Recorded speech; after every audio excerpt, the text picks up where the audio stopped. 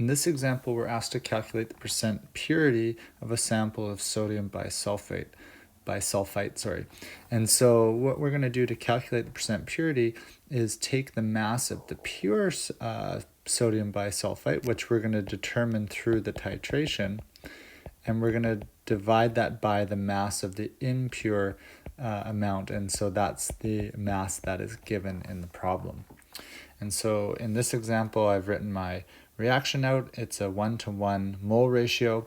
And so I'm going to start by calculating the moles of sodium hydroxide, my standard solution. And so I'm actually going to use moles this time, not millimoles, and you'll see why in a little bit. So my moles of sodium hydroxide is going to be 0.02026 liters, so that I'm just converted my milliliters to liters there, multiplied by the concentration, 0.1481 moles per 1 liter. And so that works out to being 0.003000 moles of sodium hydroxide. And so that means my moles of pure sodium bisulfite, would be the same because it's reacting in a 1-to-1 mole ratio. So it should be the same as the number of moles of sodium hydroxide.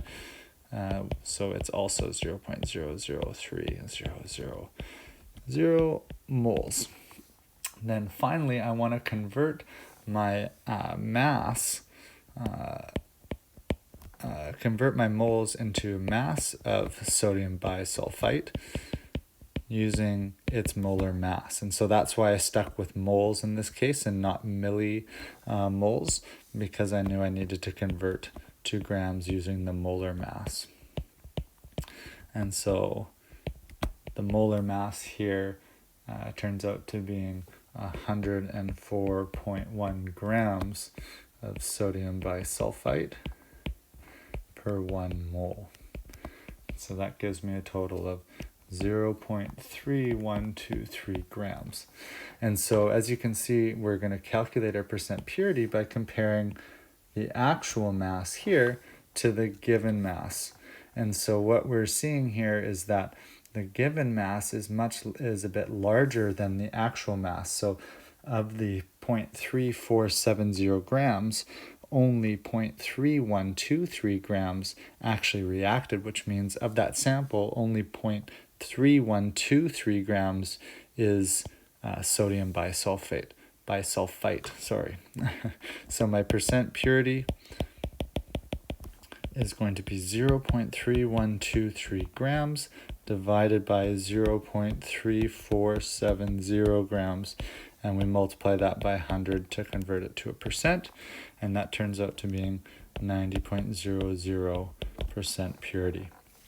Okay, I'm not going to go ahead and do the next question. You can refer to the completed notes.